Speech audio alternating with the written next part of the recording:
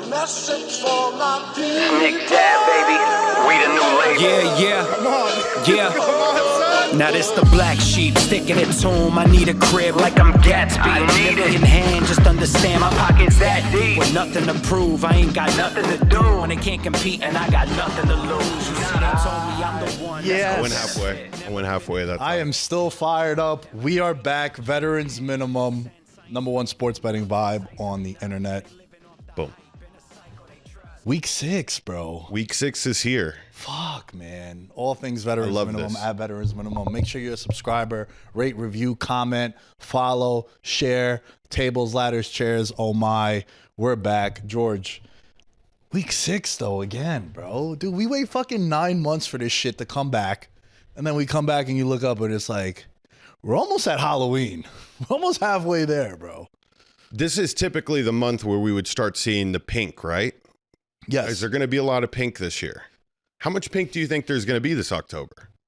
Man, I don't know, dude. Because remember, there was a couple years ago where I remember, remember D'Angelo Williams on the Panthers? Well, he was the one, for those that don't know, that kind of spearheaded the pink movement in the NFL for breast cancer awareness. Didn't know that. And then, because his mom, not sure if it was his mom, I take that back, but someone in his family had breast cancer and he kept wearing pink after the fact and they fined him.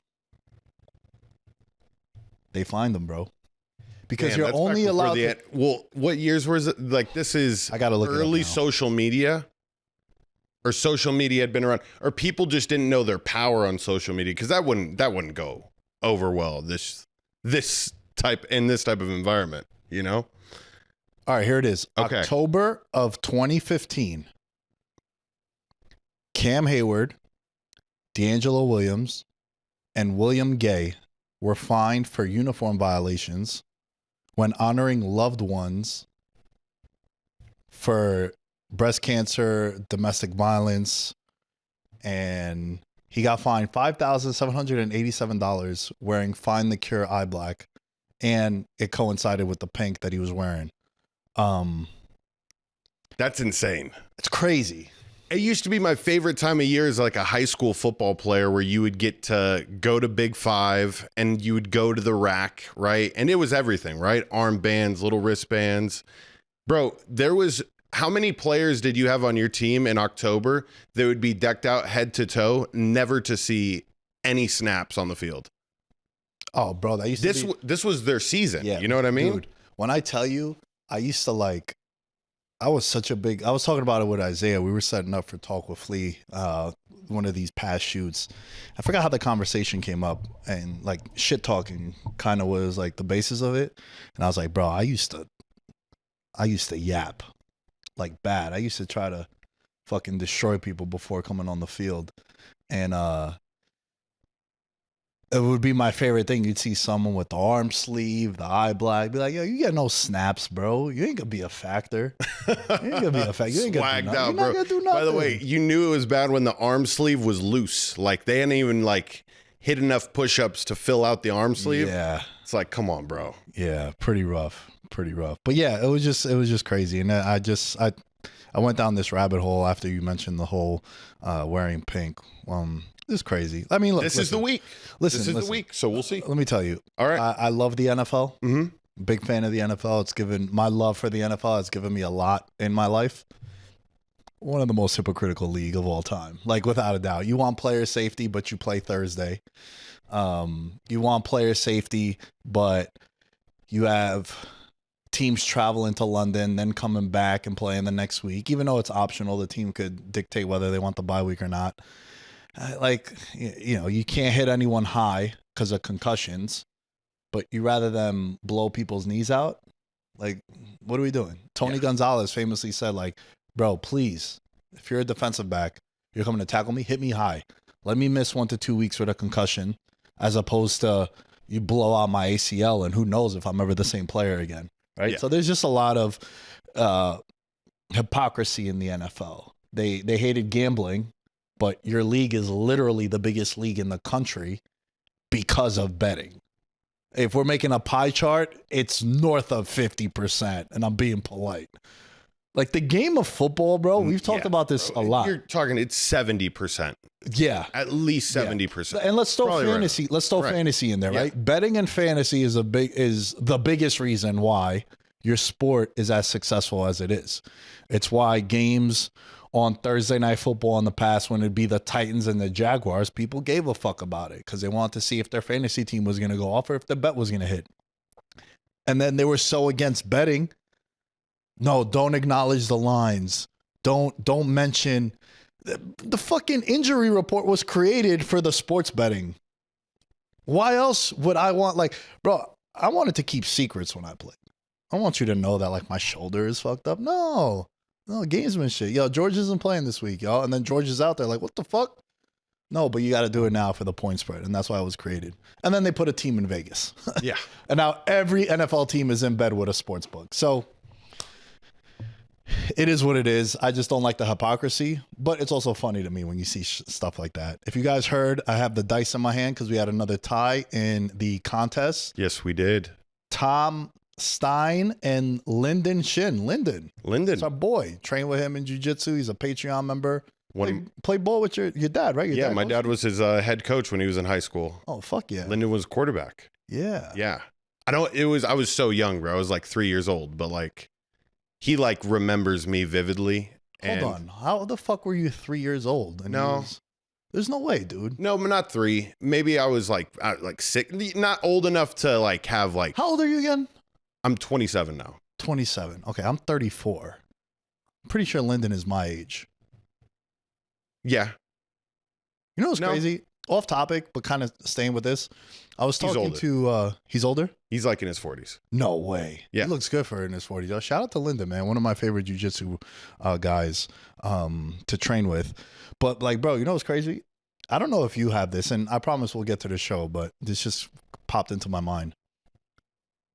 Do you communicate with people on a daily basis and you're friends with them, but you have no idea what they do for a living? No. Like no idea what they do on like their personal side? No, like bro, I literally only talk to do, people that I work with. But I'm saying like what they do for a living to survive and like work. Like, bro, there's mad people that I train jiu-jitsu with. I know nothing that they do like outside of just training and you got a good friend circle, Nick. Hey, your friend circle? Big.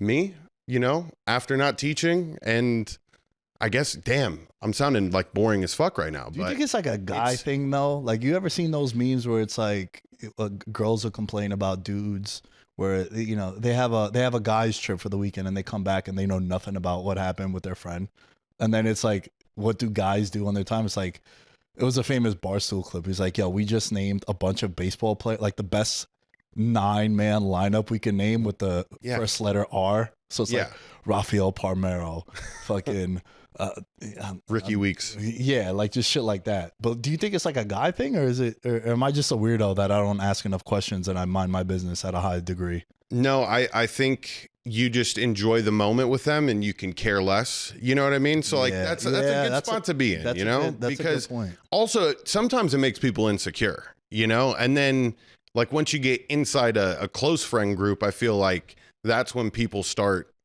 becoming like a little judgy. You know what I mean? Like once you do know what somebody does, subconsciously in your head, you're like, okay, well, if they did this, this, and this, they could eventually be this.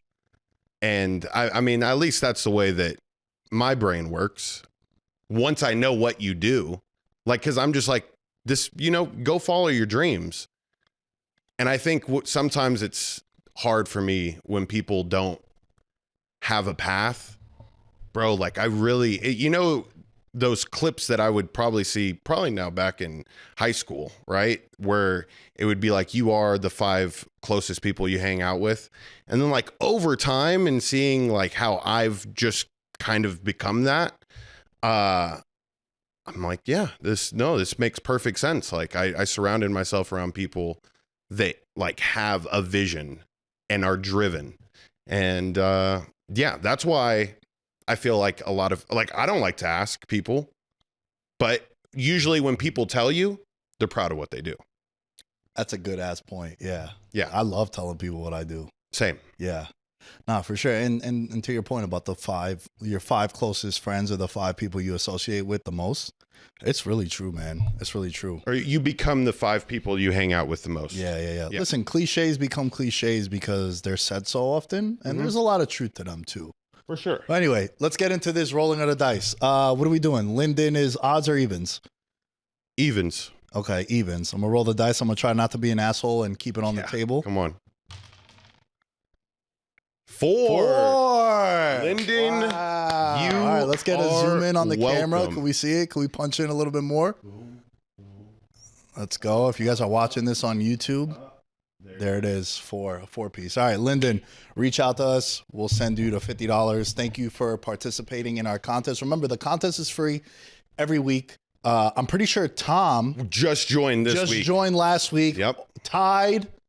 Dice didn't roll in your favor, but you know what? This is what I tell everyone. Just be better with your picks. Just be better with your picks, and maybe you'll win. Yeah, Nick, do you know where you're at on the list of people in our group? I'm so bad. I'm doing so bad. Dead ass on my phone. It's just one scroll. I have to go to page 2 Whoa, on my laptop. you page 2'd me, bro? I have to go to page 2 to find your record on I'm my like Jalen laptop. Hurts in the passing categories. I got to go to page 2 to find the name. The Lamb Show, 34th overall, 34 wins, 42 losses. Your best week, your best week was 8 wins. I came in second place this week. I can't wait to come on the show and just be like, yeah, it was a no doubter. I got it. And I want my $50 in ones. And I'm going straight to Chica's Bonitas. Hell yeah, brother. Yep. Yeah, I'm doing really bad, bro. So bad. The lines on that app So are bad. pretty crazy. Because they come out Wednesday and then they don't change the whole week. So you'll get some crazy fucking... Yeah. Like the line will close at like -8 and then the team is like a 3.5 point favorite. You're like, what the fuck? Got to take the other side. And then, of course, that's what I've been doing and always getting burned. Always getting burned. All right, George. Yeah. Couple of things. We talked about it on the last episode, so I don't want to spend too much time. If you guys didn't check it out, please go and watch it or watch the clip. Gannon, the head coach for the Arizona Cardinals, ready for this? Got fined $100,000 for the chest slap on Demercardo. What are your thoughts about this? Because I have a lot of thoughts. So I'm going to avoid being extremely angry, and I'm going to look at it from a practical perspective. There are those commercials that you see played during baseball where it's a little league coach yelling at one of his players, and it's a sad commercial, right? And it's like, don't be that coach that is like aggressive. And when you don't find people in the NFL for doing shit like this, when you are the face and the shield for this sport across the globe, it's a bad look for you long term, right? $100,000 isn't the worst, I mean, we heard that the player got fined $5,000 for wearing pink earlier, and that's a way more fucked up situation than this is. And yeah, they just have to make a statement, bro.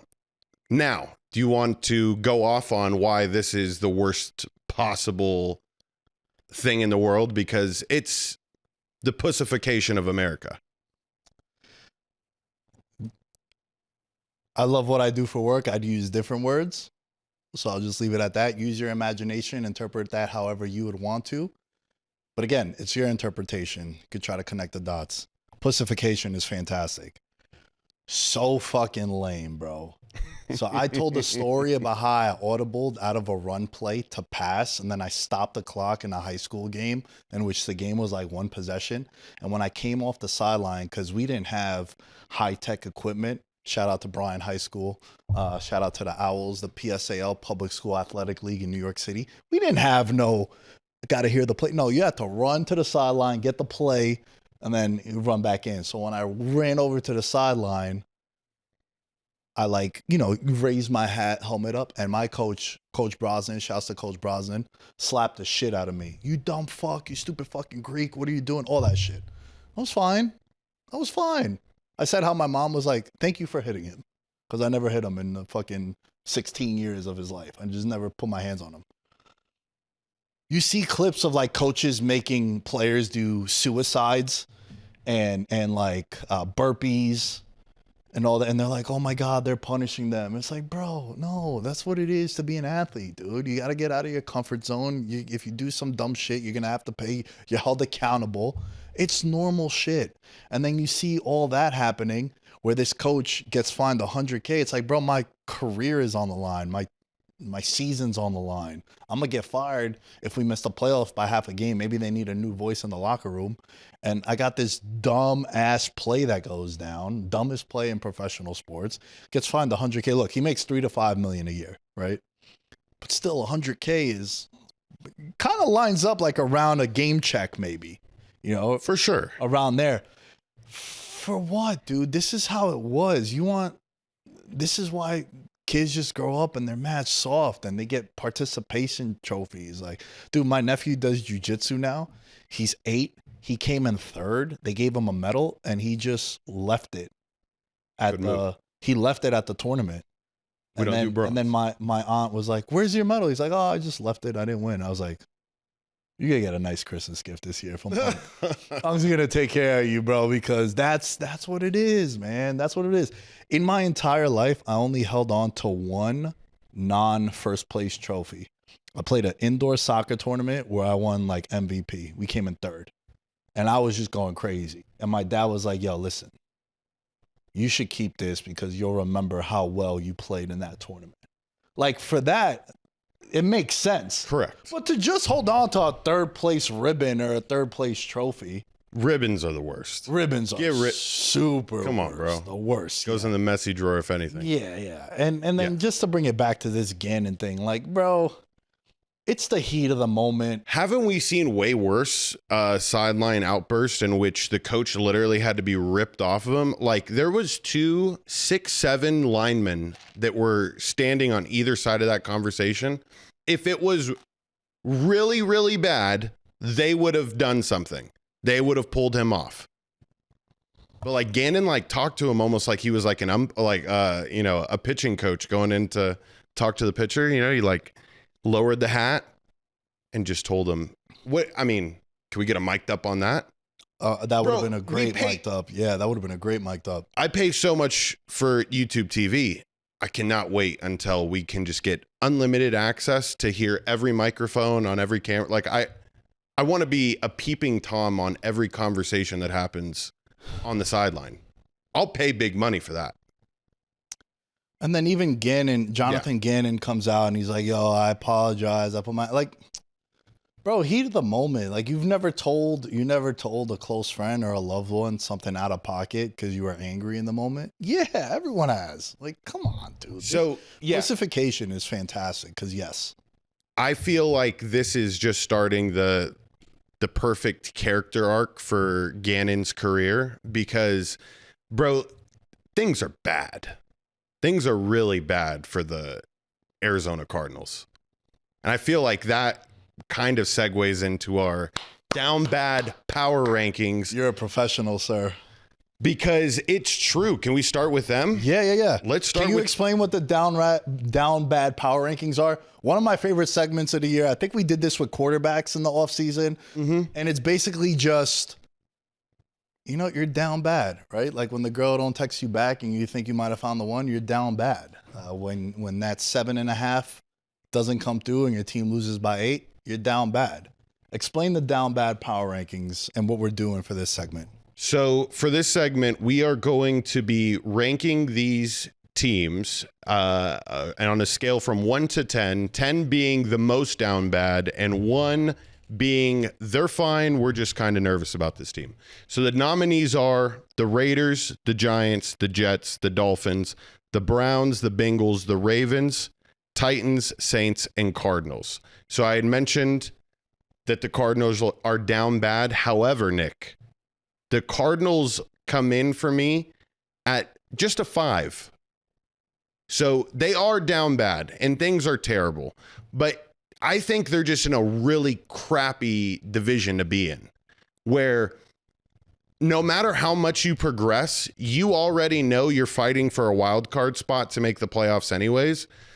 Nothing on your team is solidified. You kind of have invested a lot into the secondary, but at the same time, you thought Marvin Harrison Jr. was going to be something that he's not. So it's a team that is just snake bit in a way, with James Conner going down and Marvin Harrison Jr. having the shitty start to the year. I know he's resurrected it, but the fact that all the narratives are, could he ever have been the one? Like, this was one of the biggest flops that we've seen in a while. He's definitely started to rewrite the narratives. I have an interesting thing I want to save for his props once we get to the picks, so don't let me forget about that. But the Cardinals, for me, if they were in the NFC South, tough team. Like, I feel like they fit the mold of NFC South, AFC South, but where they're at in the NFC West, it's not going to go their way for a long time until they get, I think, the luck back on their side. Listen, it's hard to argue against it. We're doing a 1 to 10 ranking, like George explained. He said a 5. 10 means they're the most down bad. Correct. 1 means they're fine, but we're just a little nervous. We're Correct. nervous with all these teams. It's one of the worst positions to be in football. When you look at how bad backup quarterback play is, you understand why some teams are just like, I don't want to give them 200 M's, but I have to.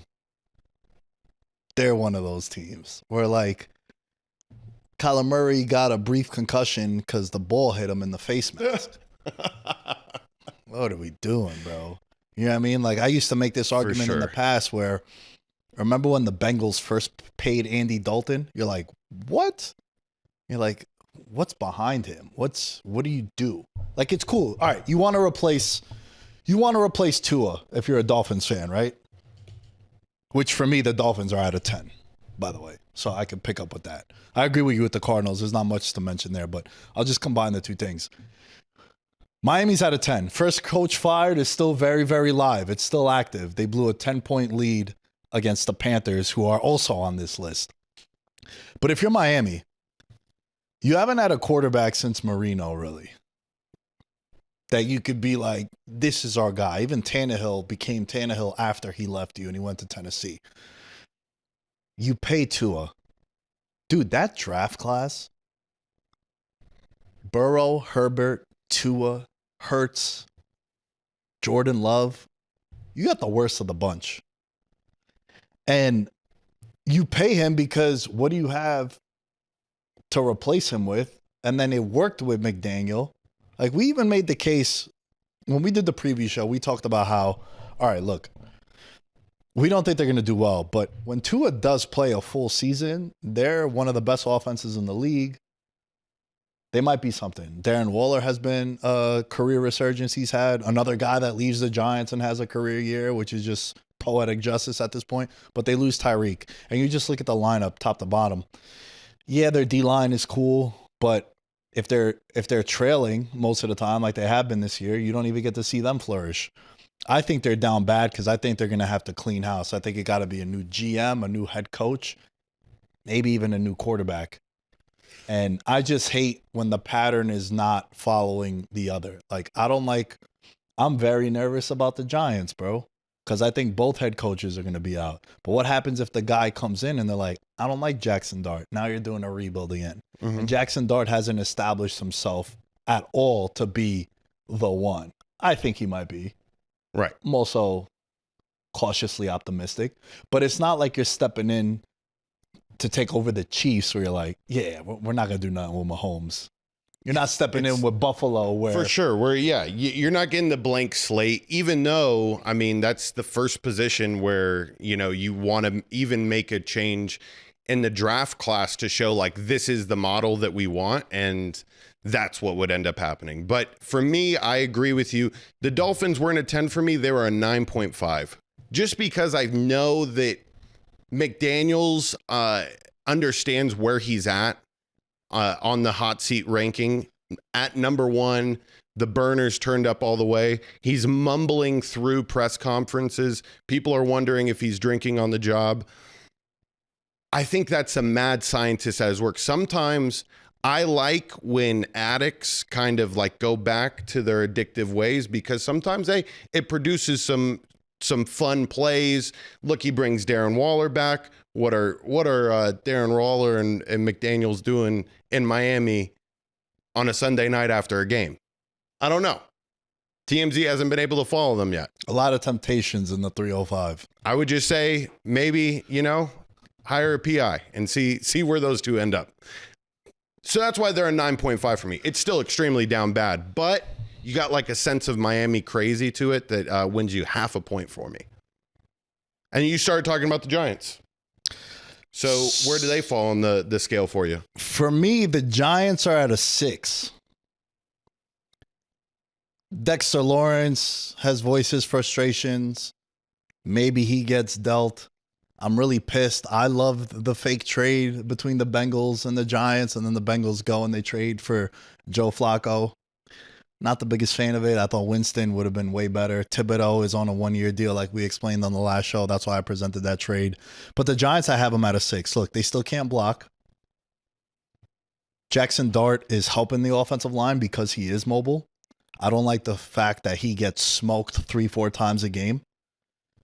I don't like the fact that they paid Javon Holland and Paulson Adebo $45 million each for 3 years. And PFF has them bottom 5 in their positions through 5 weeks. You look at the draft classes the last couple of years. I mean, bro, how long you know me now? 4 years? Yeah, 3.5 coming up. Yeah. Every time we talk about the Giants, don't I always address the shit with the first round picks that they've had? Mm-hmm. Going back to like Aaron Ross in 2007. You can't build a successful team when you don't re-sign your first round picks. And you look at what they've done the last couple of years. Deonte Banks, complete non-factor in the secondary.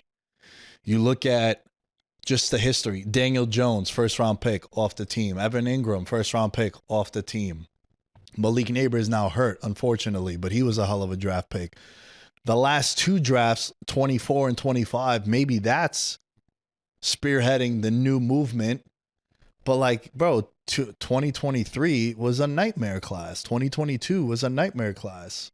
You take Evan Neal and Thibodeau, and the jury's out on both of them. Thibodeau's better than Neal, but you didn't pick up his 5th-year option. So is he going to want to resign? You're paying Lawrence, you're paying Burns, you're going to have to save money for Carter. You're going to get a new head coach. You're going to probably get a new GM. I think they're at a 6. They're pretty down bad. Losing to the Saints. You're up in that game, and then to lose. I know they had 5 straight turnovers. That never helps anybody. For sure. But, they play Philly tonight. If you're listening to the show, I expect them to lose because they always lose to Philly. And it's just not a lot of promise. It's wishful thinking with Jackson Dart. And I still like him. I'm very happy with him. Hot take, I think he's the best quarterback in the class.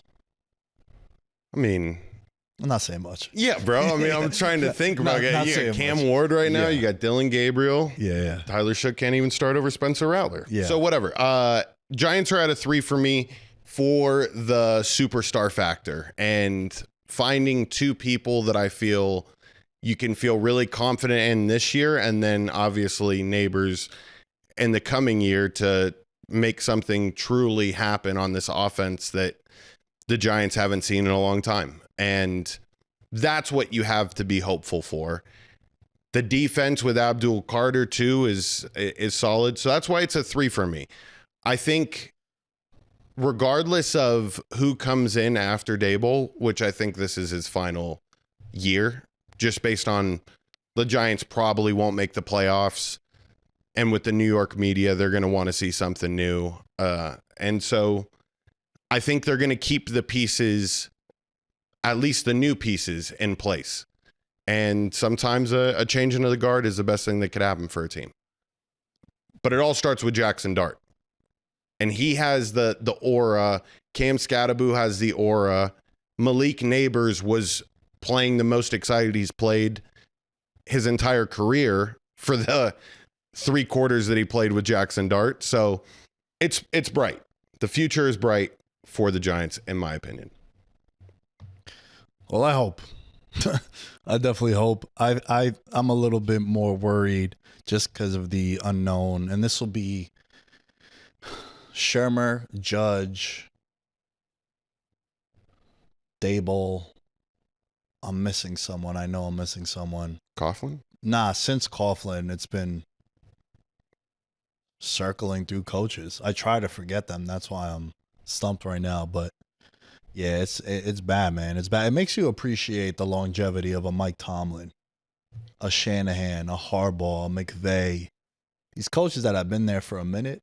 Todd Bowles also too, bro. Quietly, Todd Bowles. Stefanski? Yeah.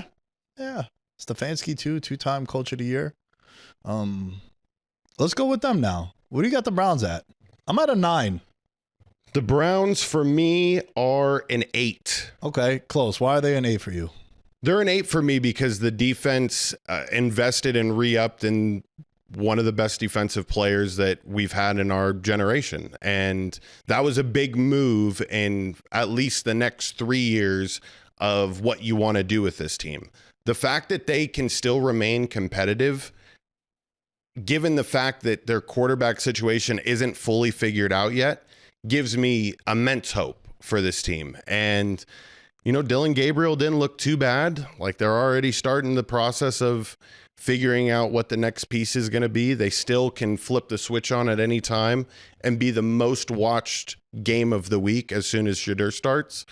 So the piece that I really, really liked was the Judkins piece, and the fact that they hadn't figured that out earlier in the year. I mean, imagine what this dude would have done if he started off rip. The most impressive thing that I've seen on the Browns team for the past couple of weeks has been him. So they're an 8 for me just because, you know, it sucks being a Browns fan and having to understand that every year has been a rebuilding year since Baker left.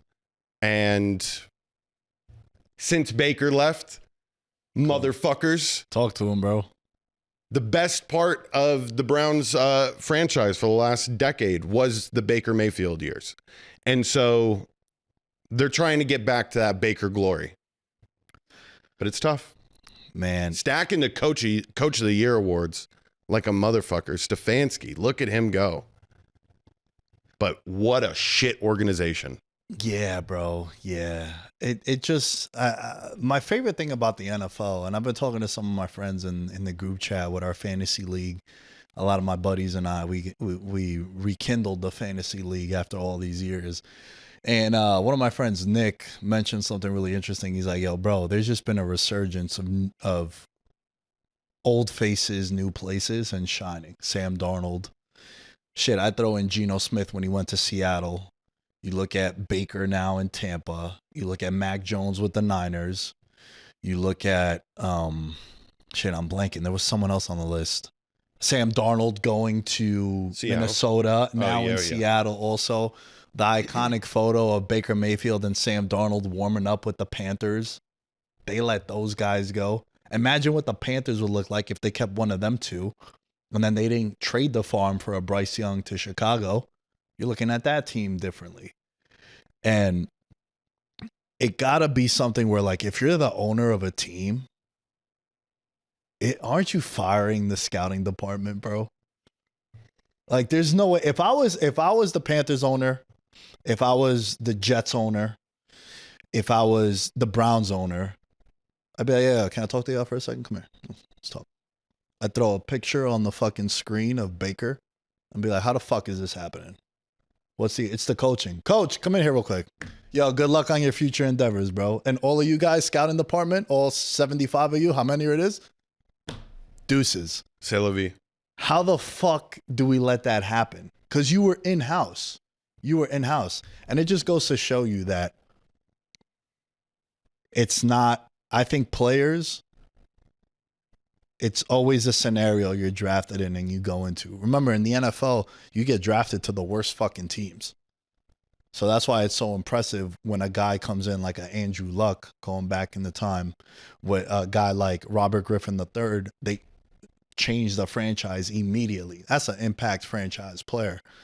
And it just goes to show you just how fucking difficult it is for these players when they're just surrounded. Daniel Jones, bro, I didn't mention him. Now on the Colts, top 10 MVP candidate right now at the moment. Right? They're 4-1. First place. You fuck. I'm so pissed at you. Whoa, I got Danny Dimes at 70-1 to win MVP. Hey, listen, I know, but if they're number 1 seed overall, bro, it's his. Yeah. Because it's a wins award. Yeah. That's It'll be a wins award, but also because in the summer you were like, yo, Colts to be the 1 seed, it was like, what, 50-1? Yeah. It would have been good. But hey, we'll resurface the clips and we'll still get the same kind of impact. And, the money won't be the same, but we'll get the views up, which is always nice. Yeah.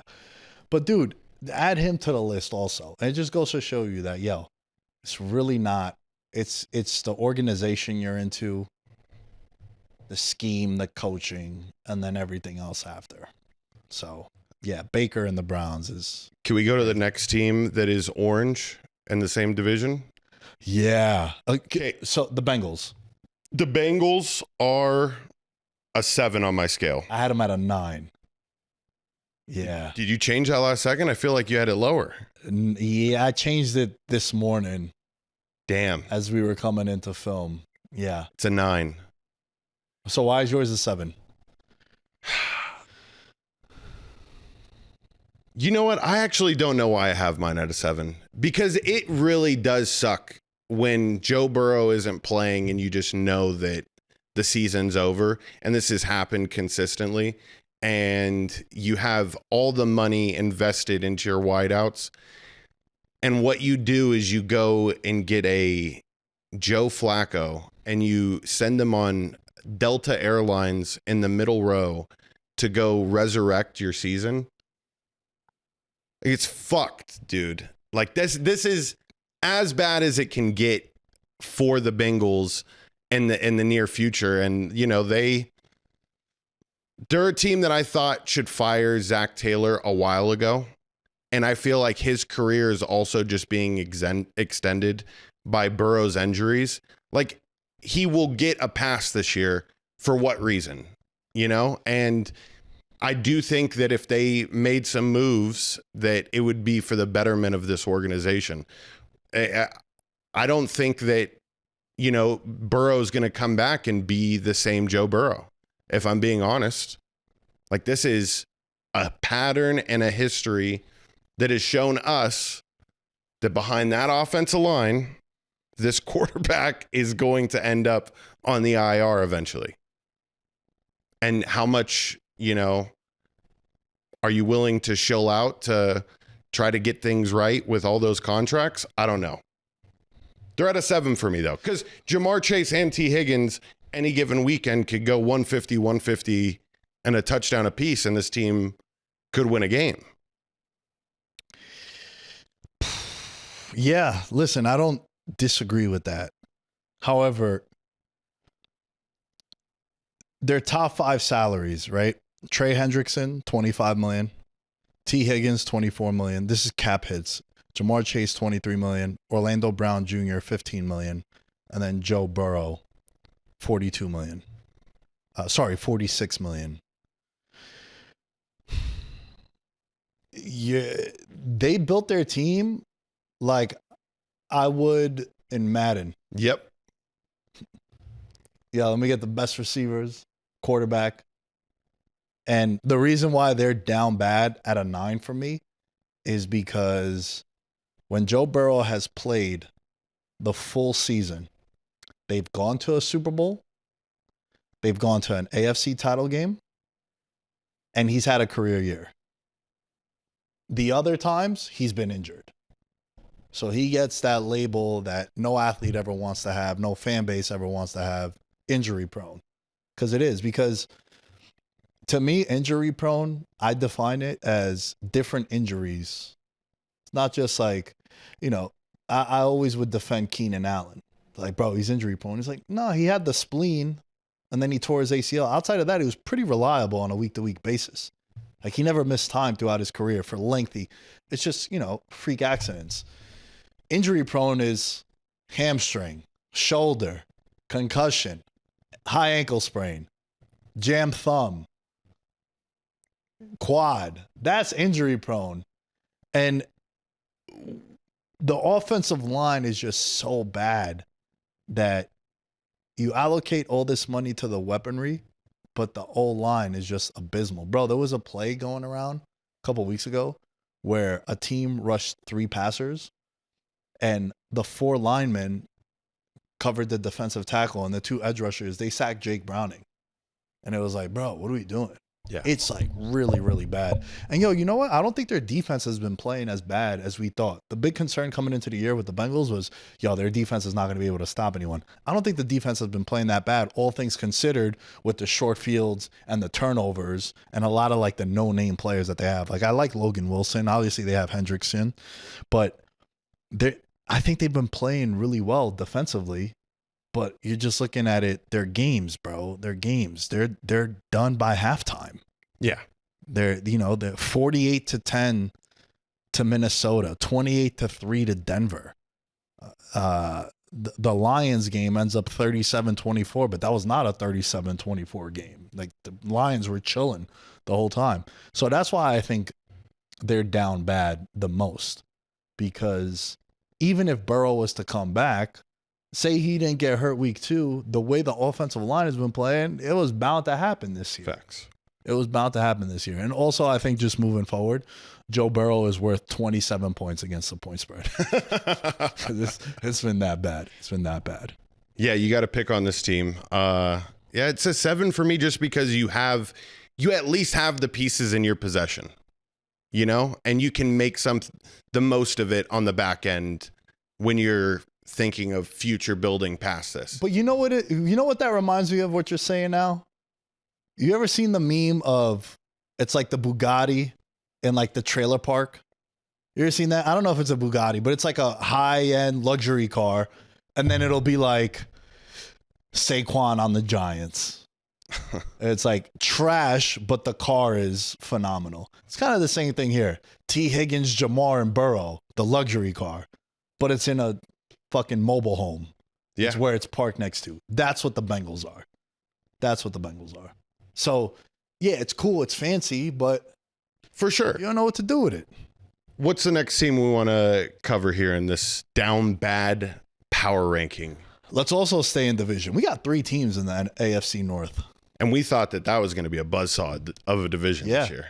Yeah, it was last year. Yeah. It was last year. And we're not that far removed where a couple of years ago, I believe it was 2 years ago, where every team in the division had a 9-win total or higher. It was the first time in NFL history that happened. So yeah, it just goes to show you why. Another reason why the NFL is so exciting is worst to first. You don't see this happen in many other leagues like it does here in the NFL. So with the Ravens, they got the lowest down bad ranking for me. I gave them a 1, but I am nervous. Look, their schedule, bro, I'm telling you, George, their schedule, we got to monitor this, because I think after this week, they play the Rams, right? After this week, they have a bye week.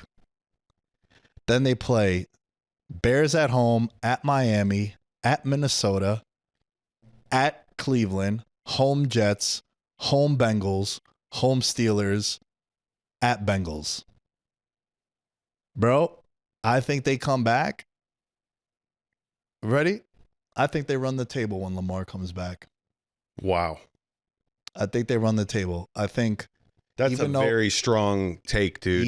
Even though, given the type of player he is, the morale boost, the biggest concern is their defense. They've given up the most points in the league, 177 points, and they're 1-2 at home, which was a fucking very hard place to play in not too long ago. But I'm just looking at the schedule. You're going to be coming off a bye, playing Chicago at home.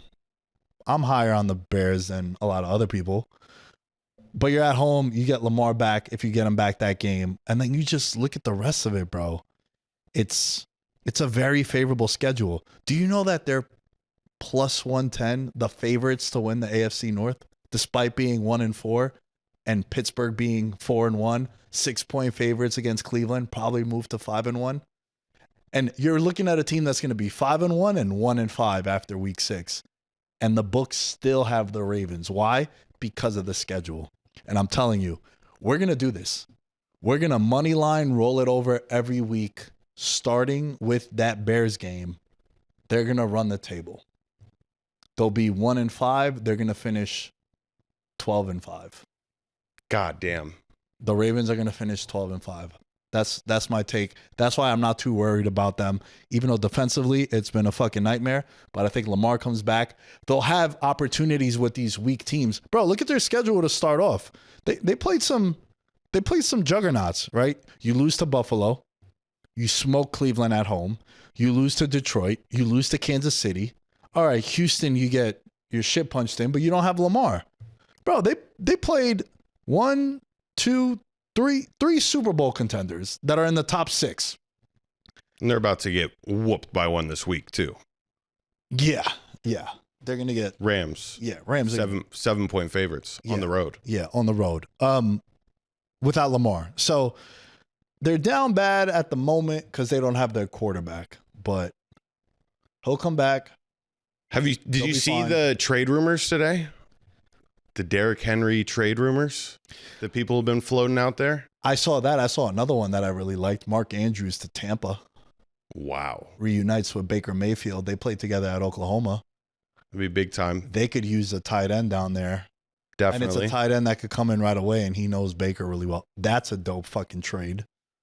That is a very good trade. That's why the Ravens are coming in at a 5 for me, where if the rumors are starting now, this is just not where you expected to be. And when things haven't gone your way in terms of getting back to a Super Bowl in a very long time, you have to start thinking about the critical decisions you have to make moving forward. And this team, I think that the fan base is one that would be passionate enough to want to make like extreme changes if things go really bad here.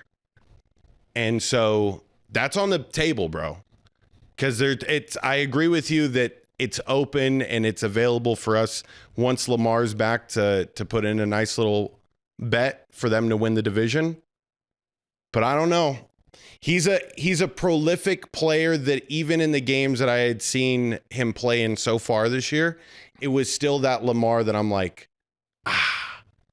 if you don't have the game plan go exactly the way you expect it, he's not a fly by the seat of his pants type of quarterback that can figure it out. Like the game plan has to be perfect. Derrick Henry has to be moving.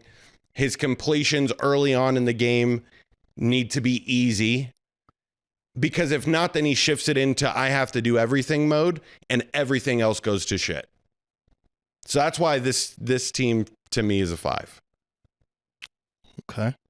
I ain't mad at it. Yep. I ain't mad at it. And look, to your point about Derrick Henry, bro, when they're winning, best running back in the league. When they fall down 10-0, you're like, oh, fuck.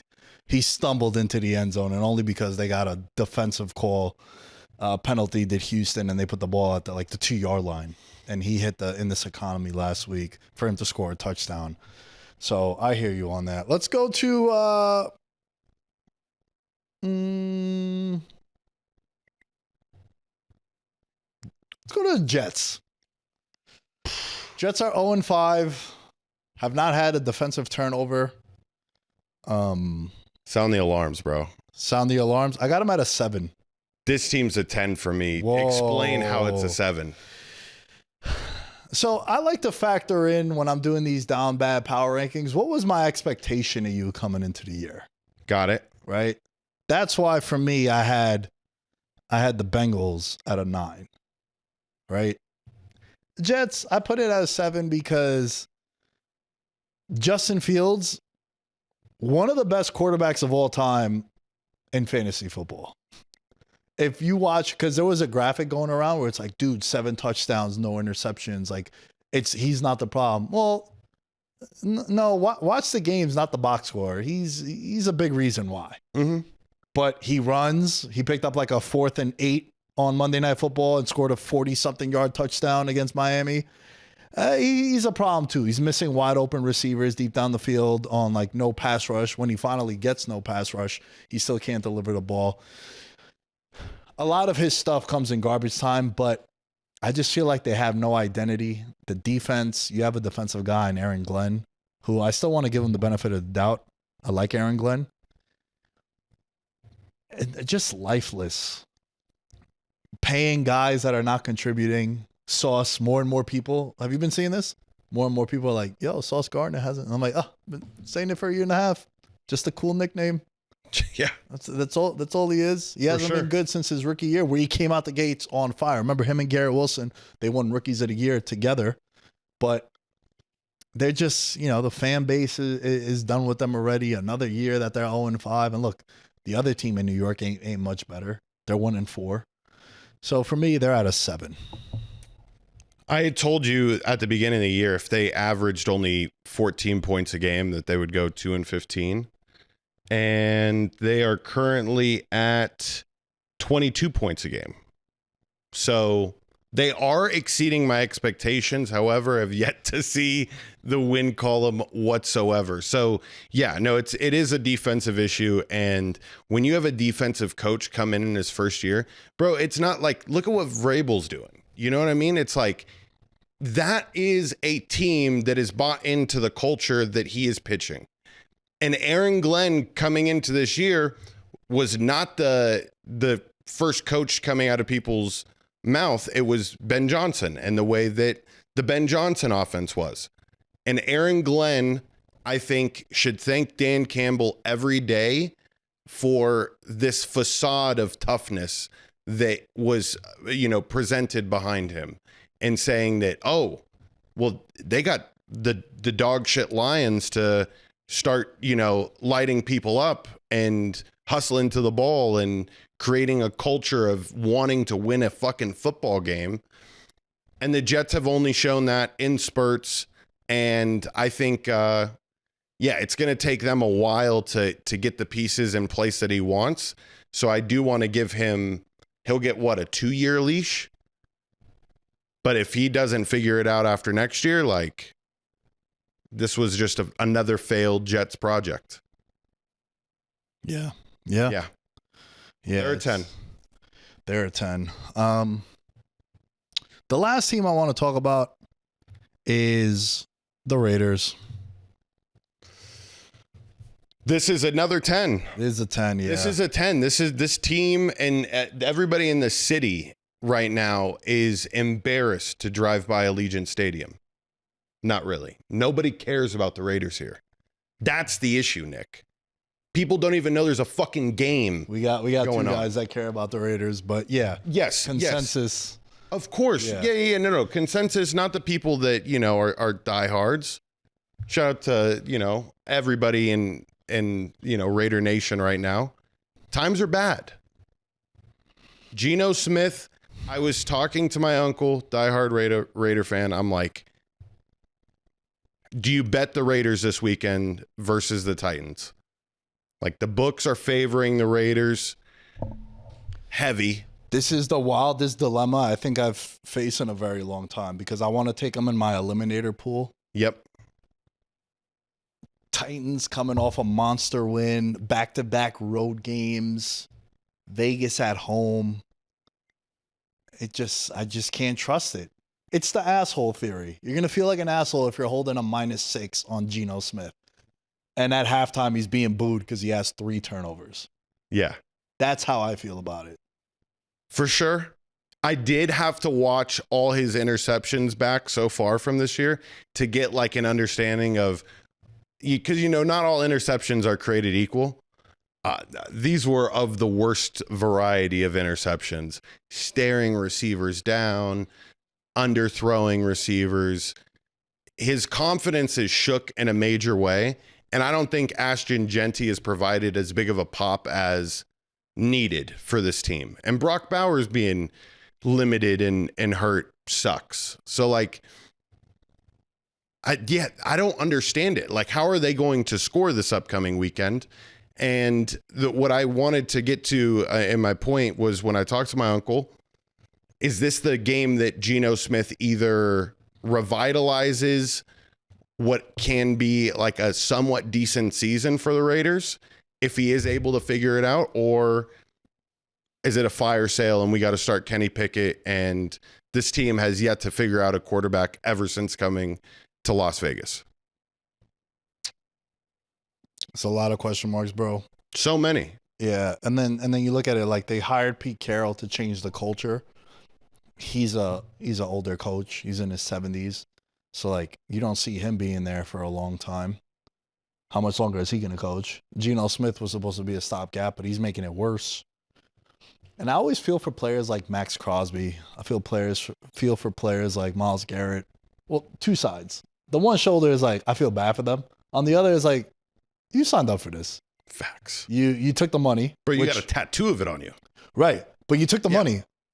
Big. Which, go ahead, 40 plus million a year, I would take it too. But then you also can't be like, yo, I want to win. Right? You know who wants to win? Jalen Brunson. Jalen Brunson left $110 million on the table so that they could build a team around him. That's someone that wants to win. Do something about it to improve the team, take less money. But then, you know, it's the yin and yang. The one side, I'm like, you asked for this. The other side, I'm like, nah, get your money, bro. Yep. Short career. Why not? But yeah, it depends. I think what you said, though, in breaking down the Raiders, man, Brock Bowers got hurt week 1, and the team has just not looked the same. And I think Genty got going last time that we saw him. Sorry, not last time they played at home against the Bears. And I think it's a very good matchup for him to maybe have another monster game, and they're going to need to. I think they're going to need to. I'm going to need to because I'm going to take the Raiders. I'm going to take the Raiders to at least win outright, because when you do these eliminator pool picks, you got to take a chance because you're like, yo, I'm never going to take the Raiders again this year. You're just not to. Yeah. Again, I think they're going to have a home field advantage for the first time in a long time. So yeah, let us know what you guys think about the down bad power rankings. Was there any other team you wanted to mention? I know we had a couple more, but I just don't feel like I want to talk about those teams. Do you though? I don't want to take it away from you. The Titans. And you know what? We had the Titans and the Saints on here. And for me, it was one of those scenarios where the expectations weren't high. So they're not really down bad. What did we expect from them? We thought the Saints are going to have the number 1 pick, and the Titans just had the number 1 pick. So they're not too down bad. But listen, if this continues, they'll be on the list next year. So, yeah. George, patreon.com/veterans minimum. We're sitting at 483 paid members. Please subscribe to the Patreon. It's $1 a month. That's all we're asking for.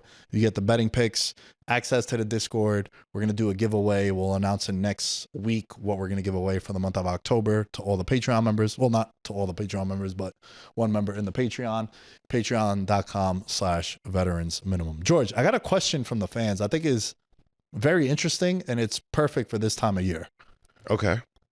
So, fantasy football question. How do you feel about making trades in which you're giving up your first or second round pick to a guy in return for his maybe 8th or 9th or 10th pick? Now, the dilemma is someone has Jamar Chase. They want to trade him. And in return, they're going to get someone, say, like Rome Odunze and someone else. Because Rome Odunze was going later in the drafts. I have Rome on my team, undefeated, 5-0. Dirty Lambs are fucking back. One of the greatest franchises of all time. But I had conviction. I thought Rome Odunze was going to be St. Brown this year for the Bears because of Ben Johnson. And so far, he's a top 5 wide receiver. I think he's top 3 in points per game. How do you feel, though, about that concept of giving up your first round pick and being hesitant to for a guy that got taken later? So this just came into my head, and I don't know if your league is a keepers league. Is it a keepers league? It is not, no. Okay, because in my keepers league, you're allowed to only keep players in like the first 5 rounds from the draft. Correct. So if I was to get a young piece on my team and I was able to keep him for the next year, this makes this trade very, very enticing to get rid of a number 1 pick that, you know, the outlook isn't bright. So I'm fine with it. I'm fine with making a major move like that at a 5-6 week mark if it just isn't panning out for you. Because at the end of the day, in fantasy world, like we're halfway. Like this is the halfway point of the season. That's why this was a perfectly timed question, because this is where teams are like, yo, I got to make a move. Mm-hmm. So you're right. Yeah. I would make the trade. You said it's for Bill, right? Yeah. But even if it's not like this trade, this is the trade that sparked it. But I feel like it happens a lot where one of my favorite things, I hated playing yearly fantasy for a very long time. Once I got into the daily fantasy, the FanDuel and DraftKings of the world, and even Underdog, when those came up, I liked it more because I don't want to have to start Saquon Barkley every week when I know the matchup is trash, but I'm not going to bench my 4th overall pick. I'm not going to bench Jamar Chase when he's going up against Patrick Surtain, where I know everything inside of me is like, yo, you should bench him. You don't do that in yearly fantasy. You don't bench your first 7 picks. At least you shouldn't. In daily fantasy, it's more, I think it was the more intelligent fantasy football fans played that, because there it's matchup. It's leveraging ownership, right? This guy's going to be 70% owned in the tournaments. Do you play him? Or do you go contrarian and fade him, take someone else at his salary? So there's different approaches to that. I'm of a believer. Dude, all my friends would make fun of me in fantasy leagues because my team that I drafted after week 2 never looked the same. Like, I've given up first round picks right away. I just see, I'm like, yo, this is going to be. It's a week to week league. If you treat it like that, you will win. You will definitely win, because everybody else just stays stagnant, bro. They stay stagnant. I always like to draft. I just think I'm so good at fantasy football. I always draft for week 14, 15, 16. That's just how I've always drafted for playoffs. I'm like, bro, if 6 teams make the playoffs, I'm a top 6 guy, like off the bat. Like, there's no way I'm not. And then you just look at it like, how many times has a running back come on late because he gets like Judkins? If people picked up Judkins, now you might have a league winner. Yep. So I'm always of a believer, like, man, the best people in fantasy always give up on the guy that they took high if he's not performing well. That's just how I feel about it. I did this year, not necessarily following the week 14, 15, 16 method, but I picked up Brandon Ayuk and Jordan Addison. So like, I was like, you guys won't see any lineups, obviously, until just recently. And Jordan Addison has been fucking cooking. Bro. Brandon Ayuk on my injured reserve spot. I drafted him round 15. They're like, yo, he's going to be back. He's not going to play the first 6 weeks. I'm like, I'm going to be 5-1 at worst. I'm 5-0. I'm like, I don't need Brandon now. I need Brandon when it matters. You know what I mean? Yeah. So that's how I've always drafted. But yeah, I know we've been getting a lot of questions about fantasy football. Everyone plays fantasy football. Shout out to the 22%ers. I know a lot of girls hit me up with like lineups. Are like, what should I do? What should I start? That's adorable. It's amazing. Yeah, it's amazing. You could just click best lineup, but they come to you. But yo, the expertise. The other thing, I don't look at coffee dates. Yeah, we won't say no to those. But I don't look at projections, bro. I don't look at it because I just look at it like I look at matchup. I look at matchup, and I think this guy's gonna play better than him, so I'm gonna put him in my lineup. So yeah, great question. I love it. Keep sending us questions. All things Veterans Minimum are at Veterans Minimum. George, it's time for the picks. Let's go, baby. Okay. Not disclaimer, but something just to mention. Remember last year the public was on fire. Public's been having a rough go, bro. Check this out. According to Action Network betting data, teams with 60+% of the tickets this season are 13-30 against the spread. That is the worst against the spread mark for public bettors in the 23-year history of their database. In the last 2 seasons, teams with 60% of the tickets, 35% against the spread. In the first 5 weeks of the year, teams with 70% of the tickets this year, 3-10. Those teams are also 0-7 when those teams are at home. So, public, Be very, very careful. That's why we say the toxic one, right? We mentioned the toxic one. This is it. The toxic one that gets a shitload of tickets. They're going to cover. Just be careful. That's all we're saying. And I think it's a perfect segue into, arguably, George, one of, if not the, Ursulita of the year. Let's hear it. Patriots And the Saints. The Pats are 3.5-point favorites in New Orleans, getting 69, great number, % of the tickets. We just saw them have a franchise-altering, franchise arrival with Drake May win on Sunday Night Football. Standalone game. Diggs is back. Drake May is Josh Allen 2.0. Vrabel is back. Oh shit, George is texting me, yo, I think the Pats might win the division. I have that bet placed. I'm glad you do, and I hope you do. But I can't take them off this win, bro. I love the Saints at 3.5. I know the Saints are coming off a win also, but I think the Saints have been playing a lot better than people think because they've been slotted on 9 games on a 10 a.m. slate if you're out in the Pacific, in the West Coast. I just can't take the Pats minus 3.5 on the road while everyone is blowing smoke up their ass in this spot. I think it's Ursulita of the year. For me, Ursulita is 2-3 on the season. However, we hit plus 550 last week. My overall record is 12-10-1. Ursulita's 2-3. Ursulita for me. Saints plus 3.5, baby. So it's not my Ursulita, but I saw yours and I was like, boy, this does have the makings for it. Now, my Ursulita, Nick, given the fact that you made your statement about the public being so bad, I'm going with the public on this bet. How about a little Seahawks money line traveling all the way to Duval after the Jags' biggest win in the last 5 years? Yeah. Like, this is a monumental win for them. They host the Seahawks, who are a for-real team. And, Nick, it's Ursulita for me for that reason, that they took down Patrick Mahomes on primetime television. And 70% of the bets right now are coming in on the Seahawks. So the public's backing it.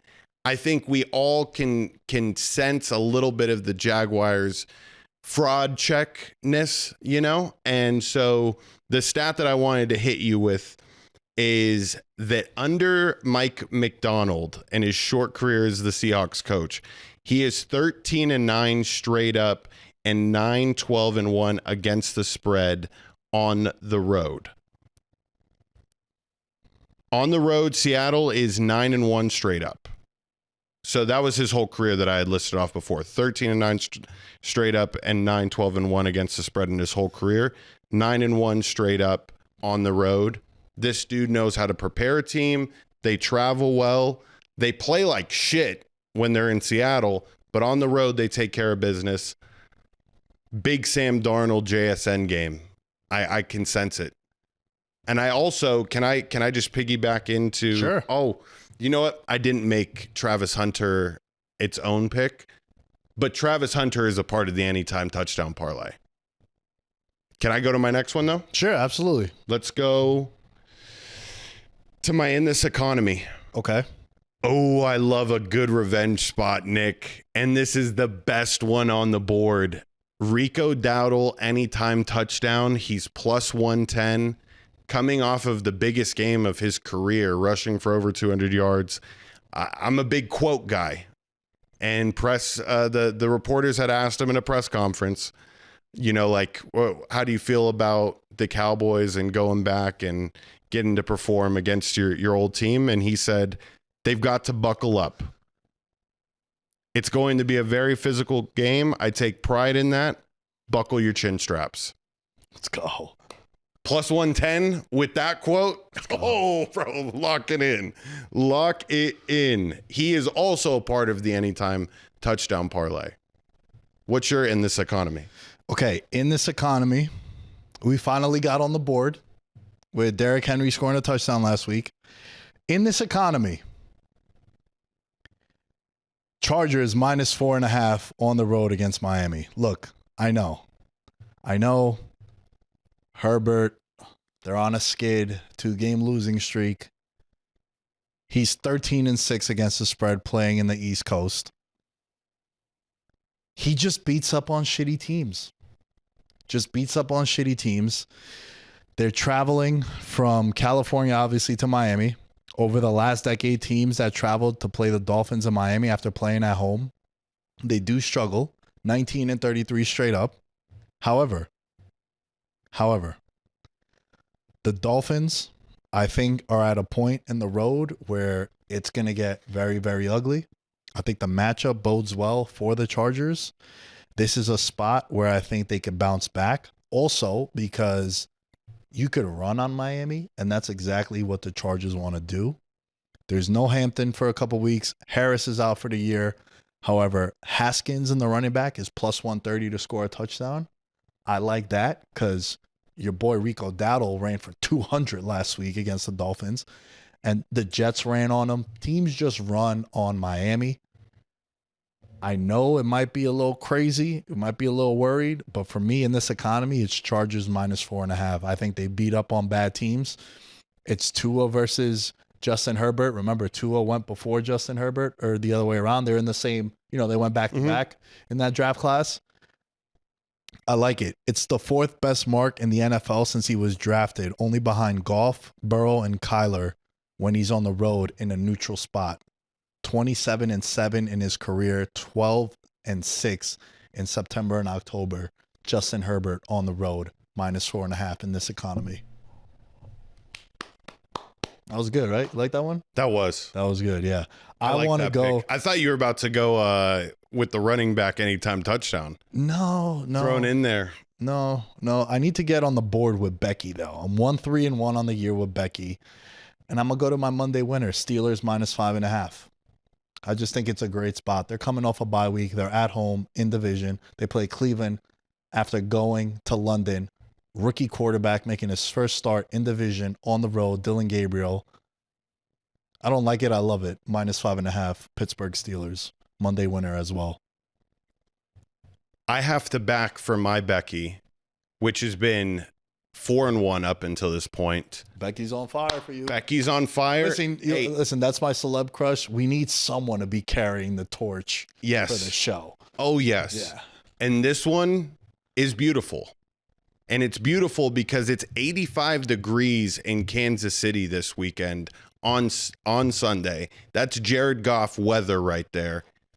Lions money line at plus 110 is my best bet of the weekend. Wow. Oh, this is a big time statement that is going to be made. And I've been going against the Chiefs all year.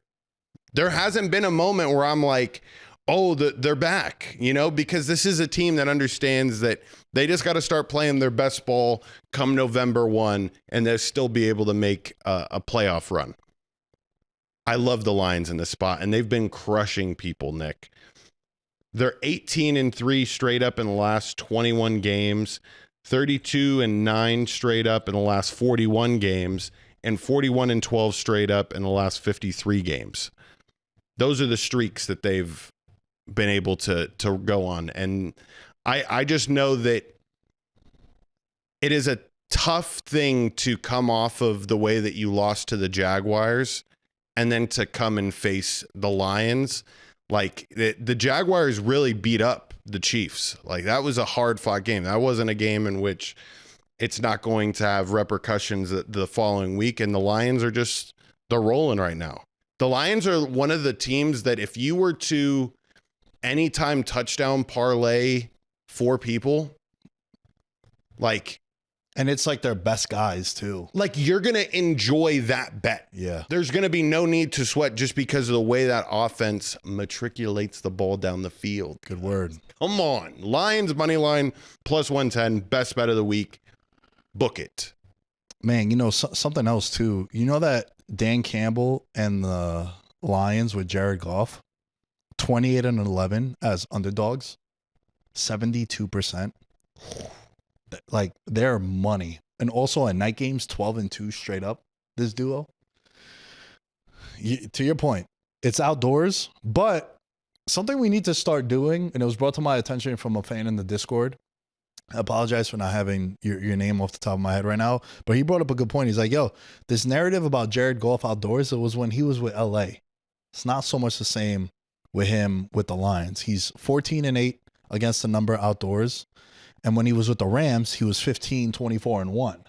So it's like a new era. It's a new regime. Hell, we can even throw Jared Goff into that conversation we had earlier in the show about guys that went to new teams and revitalized their career. Look, this guy did go to a Super Bowl. I thought he was an MVP candidate that year that he did go to the Super Bowl when Mahomes ended up winning. And then, by the way, we're getting a rematch of the most electrifying game in Mexico, or international game that's ever been played. Yeah. Yeah. The over at 52.5. I like the over. You know, this is I'm glad you brought that up because we usually pick sides. There's a couple totals I like this week. I like the over in this game. I love the over in Buffalo and Atlanta. I think that game is going to be fucking fireworks, which segues into, trust me, which is 4-1. Right? I know you like when I say this. 22-6-1 in the last year and a half. Come on, bro. 22-6-1. You're streaking right. It sounds like the Lions. It sounds like the Lions. This dude. He hits bets. This is Tuesday morning when y'all listen to the show. This is the Bijan Robinson 4-peat performance. This game, Bijan Robinson on Monday Night Football. The Atlanta Falcons host, coming off a bye week, they host the Buffalo Bills. The world is going to be watching. We have 2 Monday Night Football games this Monday.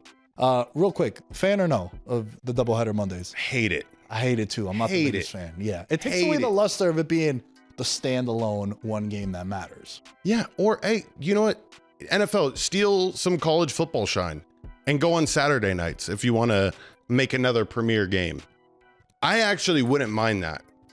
Like, if there was just one NFL game to cap off a Saturday night, ooh, that's good. That'd be sick. Yeah, that would be sick to jumpstart the weekend. Yes. Even though we do have Thursday Night Football. But regardless, let's leave Saturday for the boys. And let's not double up on Monday. Yeah. Not a fan of the doubling up on Monday. However, this game, right? Falcons +5. I think this is a Bijan Robinson legacy game.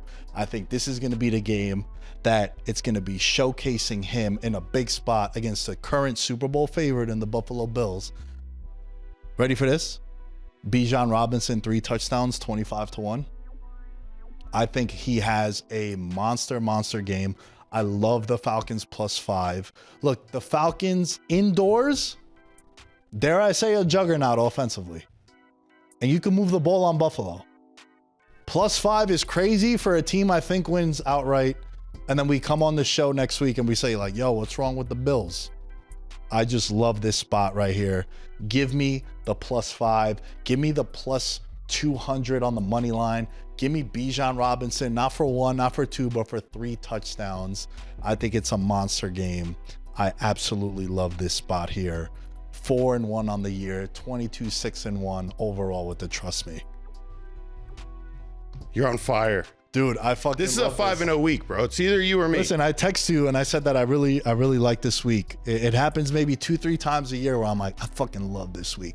I love all the plays this week. And let me just end with this. Toxic one, Cowboys -3.5. I'm taking the Panthers or passing. I can't take the Cowboys.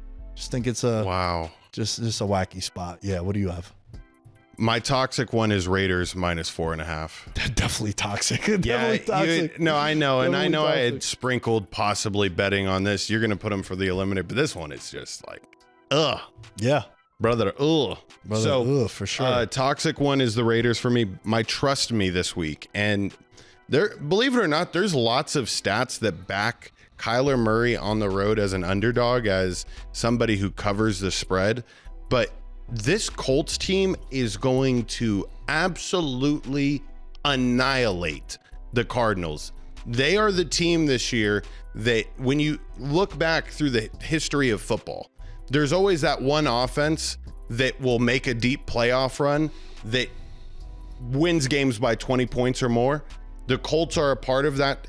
We have to take advantage right now of the lines that we're getting on these Colts because the books still haven't caught up yet.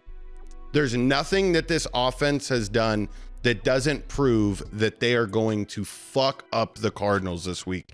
An organization coming off of their worst loss in franchise history. Things are really, really bad. And I wanted to get your take on this since I am going, my trust me is Colts -7.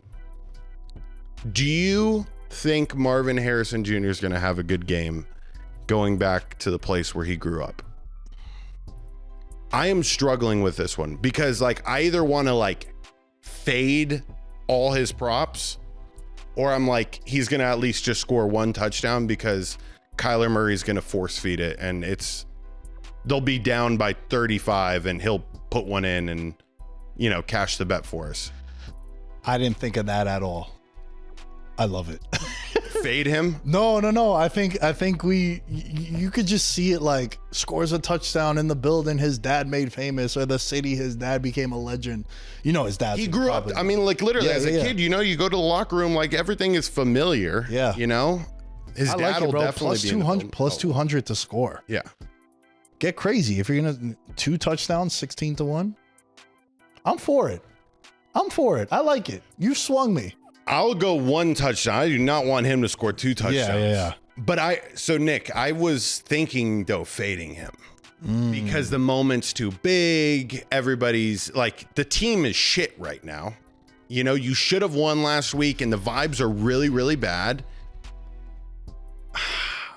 I want to fade him because it's a spot in which the Colts also know, like, we can't let this dude go off here. Yeah. The Colts want to make the graphic too that they shut down the whole. By the way, your dad was so much fucking better than you are, bro. Yeah. Like way better. Yeah. You know? So real quick, the betting splits on this. Yeah. The pros and the Joes, north of 60% of the bets and the money is on the Colts. So that's always something where whenever you have both the public and the professionals on the same side, sportsbooks get nervous. It's a double whammy there. So yeah, I'm with you. It's hard to like. The Colts are probably going to be my one eliminator pick, like my 2 condom play. And then I can't believe a 6-point favorite at home against a rookie quarterback off their first win of the year. I'm really nervous about, but that's where we are with the Las Vegas Raiders. Okay, real quick, let's just recap our picks before we do our anytime touchdown. I got Ursulita plus 3.5 are the Saints. My toxic one, Cowboys minus 3.5. You play the dog or you completely pass on that. In this economy, Chargers minus 4.5. Trust me, Falcons plus 5. Becky is minus 5.5. What do you got? Ursulita, Seahawks money line. My toxic one is Raiders minus 4.5. My in this economy is a Rico Dowdle anytime touchdown. My trust me is Colts minus 7. And my Becky is Lions money line. It's going to be an explosive week. By the way, this is the most, I guess, juiced lines that I've ever provided for the show up until this point. Mm-hmm. I'm really a fan of all my picks this week, but I'm a bigger fan of my anytime touchdown parlay. Hit us with it. 66-1. Wow. Rico Dowdle not to score once, but to score twice. That's at plus 650. Then I'm going to throw in Travis Hunter to score his first touchdown as a Jaguar. That's coming in at plus 260. And then Nick, it's going to be fireworks for that Monday night game with the Bears and Commanders. Yeah, we didn't talk about that, but I'm with you, yeah. Rome Odunze at plus 150. You parlay all those together, 66-1. I got 3 people in this. I hit my 2 touchdown call against the Cowboys with Josh Jacobs a few weeks ago. I'm re-upping on it. And if I'm not even exaggerating, Nick, if I went back to my notes last year, there was multiple times where I would choose running backs going against the Cowboys to have 2 rushing touchdowns. It's an auto play, especially with you sprinkle in a little revenge. So 66-1 this week. Can we see it go through? Yeah, it would be really nice to also have Travis Hunter's touchdown be a part of it, because then it's like history, you know? Remember his first. Yes, dude. Yes. Nah, I fuck with it, man. I fuck with it. You know, you got me looking at Marvin Harrison now, plus 200. I think it's a crazy line. And a lot of times I bet some of these, bro, because the line is nuts. Like last week, you could have got Chase at plus 190. He was being priced like Trey McBride. Let's not get fucking crazy. Okay. I got 2. A 2-leg, 2 touchdowns each, 20-1. James Cook and Bijan Robinson. Holy shit. A running affair. Yeah. Both running backs to score 2 touchdowns, 20-1. You got James Cook and Bijan Robinson. And then I got a 15-1 anytime touchdown. Ready for this? We're going to stay with Bijan Robinson. We're going to stay with James Cook. We're going Genty, Jahmyr Gibbs, and Haskins. 18-1. Going with 5 legs. Wow. I'm feeling spunky. Good word. By the way, that I feel like the odds are very low for that. For a 5-legger? So here's the thing. I mean, I know there's sure shots. Here's why it's low. Bijan's minus 220. Very close. Minus 190. Cook minus 185. Gibbs minus 210. Genty minus 170. Haskins plus 125. Yeah. So yeah, it's a difficult one. It is. I'm sorry, it shouldn't be a difficult one. We have 3 of the 5 are north of minus 200, and the other one is minus 170. So that's my anytime touchdown lay, 5-legger. But I do like the Bijan and Cook 2 touchdowns each. I prefer that one. I think this is a monster weekend coming. We're getting hot, bro. And in my betting career, I have these moments where like I just catch fire and I go on generational months. Right? Last June with Copa America, NBA Finals, we had the Mavericks. We're talking about last year. Right? Like I go on these little runs and I feel like October, I bet a baseball game 2 days ago. The Yankees in game 3. Minus 1.5 runs also. I put it in the Discord. I'm like, listen, in the Bronx, it's different. Even though Yankees are out, sorry to the BX. I'll try again next year. You can join us and the Mets in Tulum. We're over there. We're chilling right now on vacation. So come along, have some fun.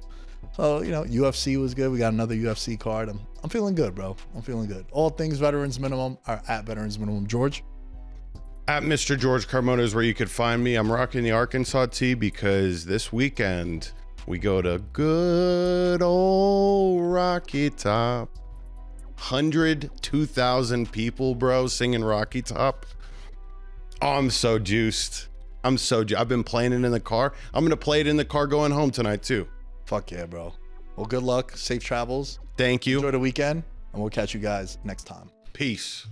I'm a gold medalist, bronze like your medal is.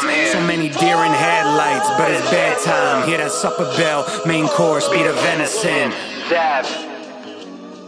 Most dangerous game. Either kill or be killed.